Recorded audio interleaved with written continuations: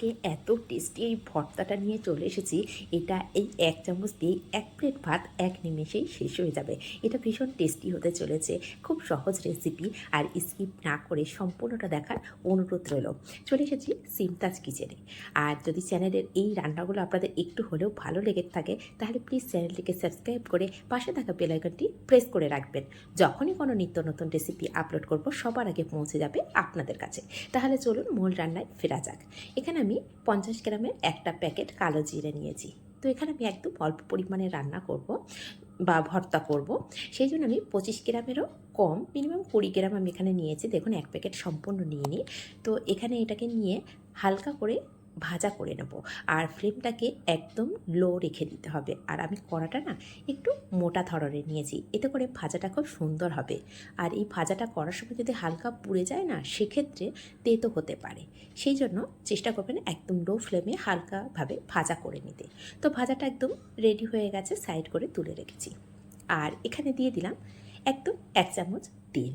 অল্প তেলের মধ্যেই কিন্তু এই রেসিপিটা দারুণ হয়। তো এখানে আমি 3টে শুকনো লঙ্কা দিয়েছি। এখানে লঙ্কার পরিমাণটা অবশ্যই নিজেদের পছন্দ অনুযায়ী, কম খেলে কম দেবেন, আর বেশি খেলে বেশি পরিমাণে দিতে পারেন।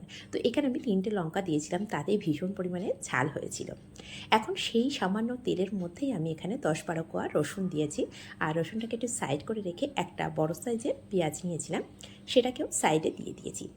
আর এটাকে আমি হালকা ভাজা করে নেব, কিন্তু রসুনটাকে একদম গোল্ডেন ব্রাউন করে ভাজা করে নেব।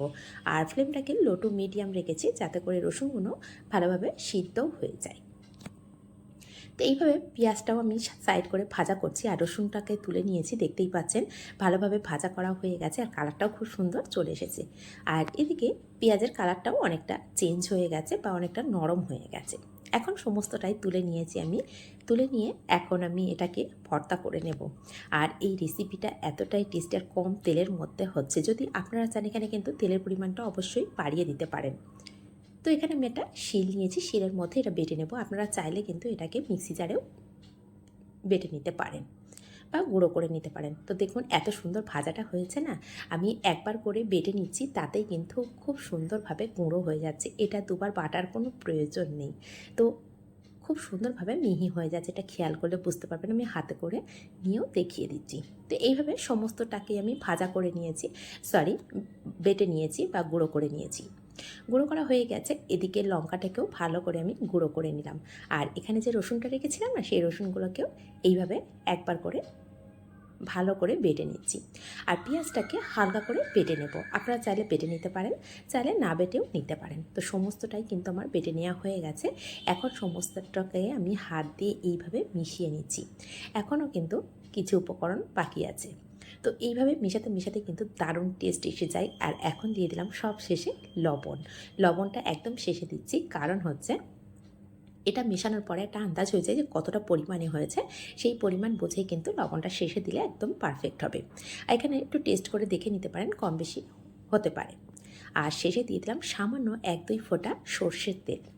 এখানে আপনারা চাইলে কিন্তু সর্ষের তেলের পরিমাণটা বেশি দিতে পারেন। আবারও বলে দিচ্ছি, আমি কিন্তু একদম কম তেলের মধ্যে এই কালো জিরে ভর্তাটা দেখিয়েছি।